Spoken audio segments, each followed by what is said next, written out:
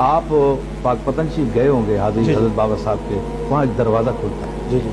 तो बाद लोगों का अब जन्नती दरवाज़ा उसको कहते हैं। तो दूसरे जो फिरके के लोग हैं वो हम पर एतराज़ करते हैं कि रसूलुल्लाह सल्लल्लाहु अलैहि वसल्लम के सारे दरवाजे हैं हरम शरीफ के, वहाँ कोई दरवाज़ा जन्नती नहीं है।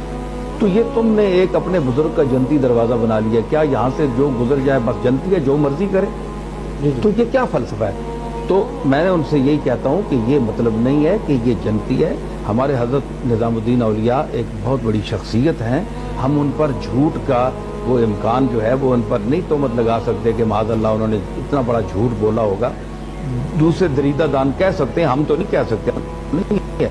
तो इतना बड़ा शख्स कह रहा है कि मैंने रसूलुल्लाह को की ज़ियारत की, बाबा फरीद के उस दरवाजे पर खड़े थे और वो फरमाया कि मन दखल हाज़िहिल बाबा अमना, जो इस दरवाजे से दाखिल हुआ वो अमन में आ गया। तो अमन का ये मतलब नहीं है, तो अमन के लफ्ज़ की ताबीर उन्होंने कर ली कि ये जन्नत है। तो अब ये तो नहीं है कि जो उस दरवाजे से जो कुछ करके आया चलो तायब हो गया, अल्लाह की बारगाह में बाबा साहब से माफ़ी नहीं मांगनी, माफ़ी अल्लाह से मांगनी है, क्योंकि आमाल का माफ़ करने वाला बाबा साहब या कोई और बुजुर्ग नहीं है, अल्लाह है। अल्लाह से माफ़ी मांग के बाबा साहब के दरवाजे पर से गुजरे और ये कहे कि मैं आज से बाबा फरीद का तर्ज अमल इख्तियार कर रहा हूँ, या मेरे मालिक मुझे माफ़ी दे और मैं इस दरवाजे से गुजर रहा हूँ और वादा